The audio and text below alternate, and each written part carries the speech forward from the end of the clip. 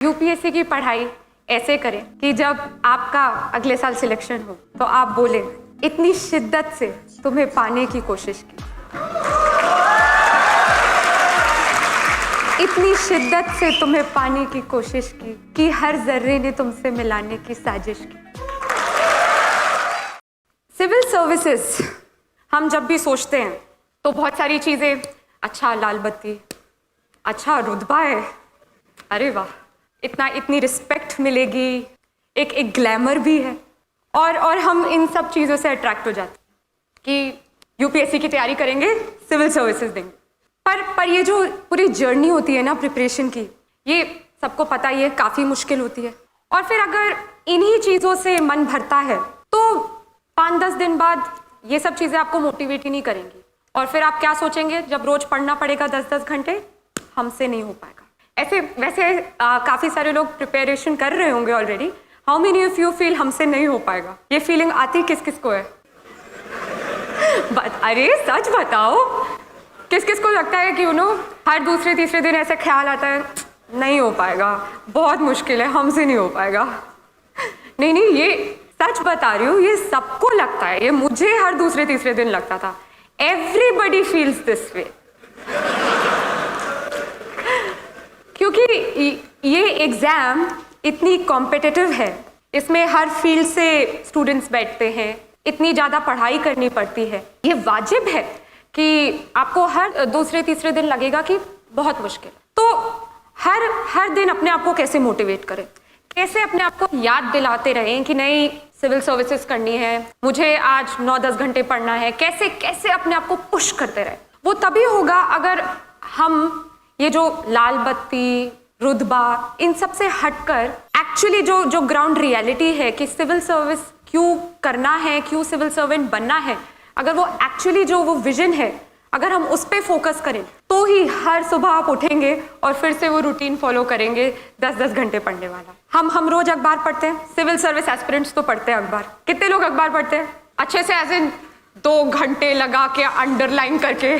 नहीं और हाथ दिखाओ, ऐसे मत करो। हम पढ़ते हैं और चीज़ों के बारे में जानते हैं, अच्छा यहाँ पे रोड ठीक नहीं है, यहाँ का पानी गंदा है, हवा जहरीली है, इंफ्रास्ट्रक्चर बेकार है, उतनी जॉब्स है नहीं जितनी चाहिए। हम बहुत क्रिटिसाइज करते हैं, सरकार ये नहीं कर रही, वो नहीं कर रही। पर कितने लोग हम एक्चुअली सोचते हैं कि अच्छा हम पढ़ ले ये, हम फिर ये प्रोफेशन ज्वाइन कर ले और फिर हम कुछ चेंज लाए? कितने लोग सोचते हैं अरे वाह जयपुर तो भाई कमाल है। यहाँ पे पहले से मेरे बोलने की जरूरत ही नहीं है, पहले विजन बने हुए।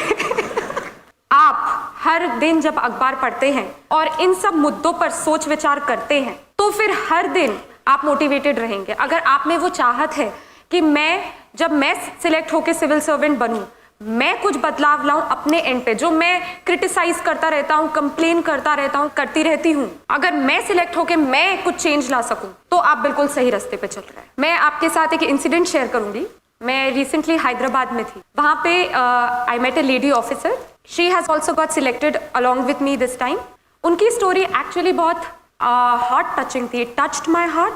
तो इनकी शादी बहुत जल्दी कर दी गई, और इवन शादी के पहले जब ये अपने पेरेंट्स के साथ रहती थी तो इनके साथ बहुत डिस्क्रिमिनेशन हुआ। इनके भाइयों को ज़्यादा एजुकेशनल अपॉर्चुनिटीज़ मिली और इनको एकदम, जैसे वो मुझे बता रही थी कि इनको कुछ नहीं समझा। फिर इनकी शादी करा दी गई। शादी करा दी गई तो हस्बैंड ने कुछ नहीं समझा, इन लॉज ने कुछ नहीं समझा। उनका बहुत मन था कि वो सिविल सर्विसेज एग्जाम दे, पर कोई सपोर्ट ही नहीं था। यहाँ पे हम बात करते हैं काफ़ी लोगों की कि चलो हालात ठीक नहीं थे बट फैमिली सपोर्ट था, कोई ना कोई था जो गाइड करता रहा, सपोर्ट करता रहा और इसलिए सक्सेस मिल गई। ये एक ऐसी कहानी है जहाँ सर्कमस्टेंसेस भी फाइनेंशियल इतने अच्छे नहीं थे और कोई सपोर्ट ही नहीं था। इनका बहुत मन था कि सिविल सर्विसेज करना है, तो कैसे भी लड़ झगड़ के फर्स्ट अटेम्प्ट दिया, नहीं हुआ।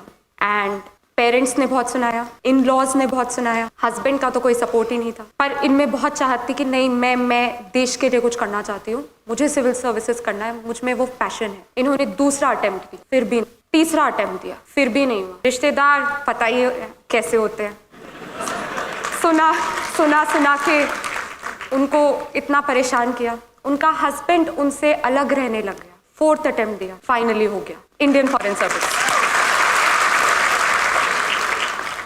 एंड हम इस फायर, इस पैशन की बात कर रहे हैं जो चाहिए इस एग्जाम को क्लियर करने के। इतनी हिम्मत चाहिए कि चाहे कोई भी ऑड हो, कोई भी कठिनाई हो, कोई भी डिफिकल्टी हो, आप कर सकते हैं। देखिए, ना ही वो कोई रईस खानदान से थी और फैमिली सपोर्ट नहीं था, हस्बैंड आपसे अलग रहने लग गया, सोचिए कितनी, किस परिस्थिति में दिया, और चौथे अटेम्प्ट में। तो ये this is the passion we are talking about. Michael Phelps का नाम सुना है आप सबने? तो बीजिंग ओलंपिक्स जब हुए थे उसके जस्ट आप समझ लीजिए 1-2 महीने पहले की बात होगी, उनका एक्सीडेंट हुआ। डॉक्टर ने बोला कि उनका शायद राइट हैंड इंजर हो गया था, and he said, doctor said that I don't think अभी आप यूज राइट हैंड से कर पाएंगे, कि ज़्यादा चोट लगी है। ही सेड तो क्या हुआ, पैर तो है। And then he went on to win 8 medals in Beijing Olympics. कितनी मुश्किलें आती हैं, कितनी परेशानियां आती हैं, पर अगर वो दिल और दिमाग में है कि नहीं करना है तो करना है, और लोग फिर करके दिखाते भी हैं। सिविल सर्विसेज, जैसे कि मैंने कहा कि काफ़ी मुश्किल परीक्षा होती है, देश की सबसे कठिन परीक्षा होती है। इतने सारे लोग बैठते हैं, हर दूसरे दिन मैंने बताया ऐसा लगता है हमसे ना हो पाएगा। तो ये जो मेंटालिटी है, इसको टैकल करने के लिए आपको सबको अपने लिए वो एक वजह ढूंढनी है। वो एक वजह ढूंढनी है कि आपको वो क्या चीज़ मोटिवेट करती है, क्योंकि आएंगे सबके जीवन में किसी ना किसी प्रकार की कोई ना कोई डिफिकल्टी, कोई ना कोई परेशानी आएगी।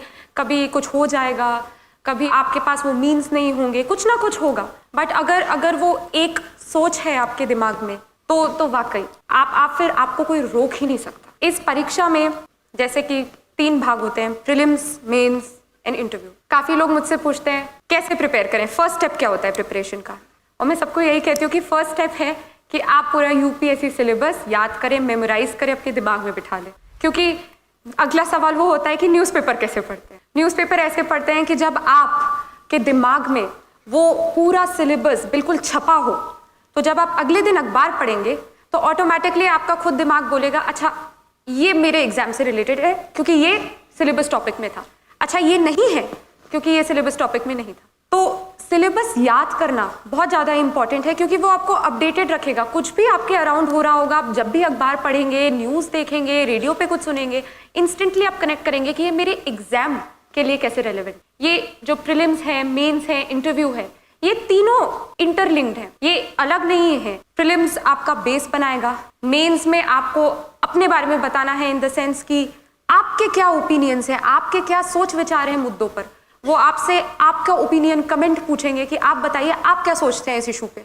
हाँ, और इंटरव्यू तो क्या बताओ, सबसे डरावना मोमेंट होता है लाइफ का। यूपीएससी इंटरव्यू आपको वो अच्छी तरीके से हर तरीके से ग्रिल करेंगे। इनफैक्ट जब आप वेटिंग एरिया से इंटरव्यू बोर्ड की तरफ चल के जा रहे होते हैं, तब आप यही सोचते हैं बस भगवान बचा लेना, बस।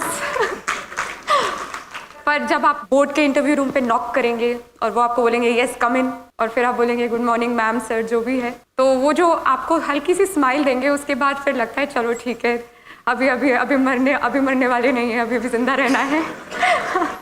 और ये बहुत डराने वाली बात होती है कि नहीं वो तो खा जाएंगे तुम्हें वहाँ पे, बट वो काफ़ी काइंड होते हैं, they are very supportive, and वो इवन हिंट्स देते हैं अगर उन्हें लगता है कि आप हिंट से थोड़ा और बेहतरीन आंसर दें। तो इसलिए डरना नहीं चाहिए, बट मैं क्यों झूठ बोलूँ, सबसे डरावना मोमेंट होता है लाइफ का, और बहुत प्रेशराइज्ड होता है। बहुत तरह के लोग भी देखने को मिलते हैं। अथर सर ही मुझे बता रहे थे कि जब वो लोग वेटिंग एरिया में बैठे थे तो एक महाशय खड़े हुए, उनका नाम कॉल आउट हो, उनकी चांस आई, तो खड़े हुए और डिओड्रेंट निकाला और यूँ पूरा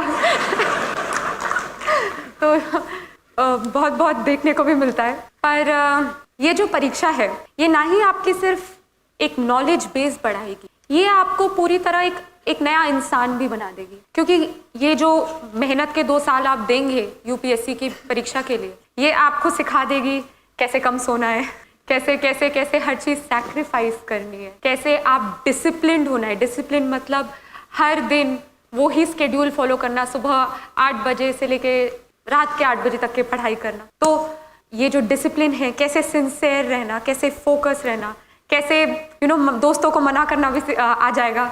लोग बोलेंगे चलो मूवी देखने, नहीं मुझे यूपीएससी की पढ़ाई करनी है। तो ये लाइफ चेंजिंग एक्सपीरियंस होता है और ये आपको बहुत कुछ सिखा देता है।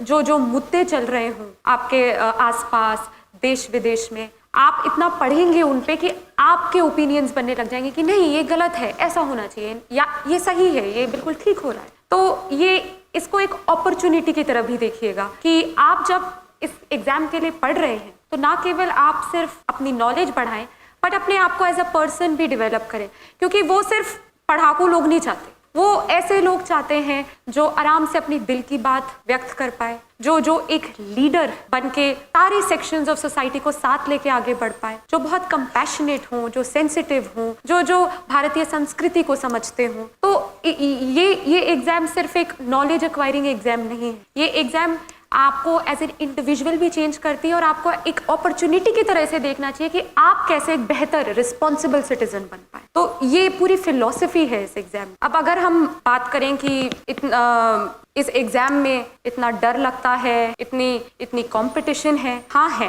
बट अगर आप में वो सोच है, आप रेडी हैं कि नहीं, मैं कल अगर मुझे कोई बर्थडे पार्टी में इनवाइट करे और मैं बना करके फिर भी पढ़ सकता हूँ, आप में वो सैक्रिफाइसिंग एबिलिटी आ गई है, तो फिर सीरियसली इस एग्जाम में और कुछ चाहिए ही नहीं। इस एग्जाम में चाहिए एक हार्ड वर्क, डेडिकेशन, सिंसेरिटी और आई थिंक सबसे ज्यादा एक हैप्पी आउटलुक, एक पॉजिटिव आउटलुक। हम लोग सोचते हैं कि यूपीएससी की पढ़ाई बस कमरा बंद करके बैठना है, सुबह 4 बजे उठना है, भगवान की पूजा करनी है, ये है वो है, ये सब तो ठीक है, बट इससे ज्यादा इंपॉर्टेंट है कि आप एक बहुत ही पॉजिटिव पर्सन बने रहें पूरे वो 2 साल। पॉजिटिव इन द सेंस कि आप खुश मिजाज ही रहे, आप ये नहीं कि कमरा बंद कर दिया, सबसे नाता तोड़ दिया, सब फोन वोन बंद कर दिया। हम नॉर्मल इंसान हैं, हमें भी एक आम इंसान की तरह बातचीत भी करनी है, पढ़ाई भी करना है और एक नॉर्मल बैलेंस्ड माइंड भी रखना है। तो मैं तो सबको यही कहती हूँ कि हर 15 दिन 1 दिन बाहर के लिए निकालिए, कहीं घूम के आइए, दोस्तों से मिलिए और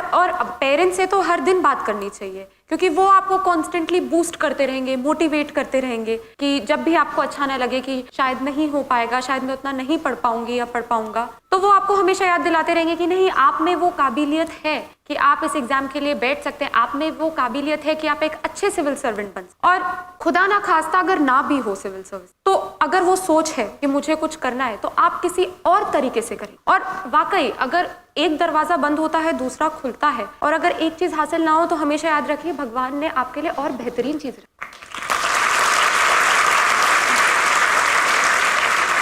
तो यूपीएससी की पढ़ाई ऐसे करें कि जब आपका अगले साल सिलेक्शन हो तो आप बोले, इतनी शिद्दत से तुम्हें पाने की कोशिश की, इतनी शिद्दत से तुम्हें पाने की कोशिश की कि हर जर्रे ने तुमसे मिलाने की साजिश की।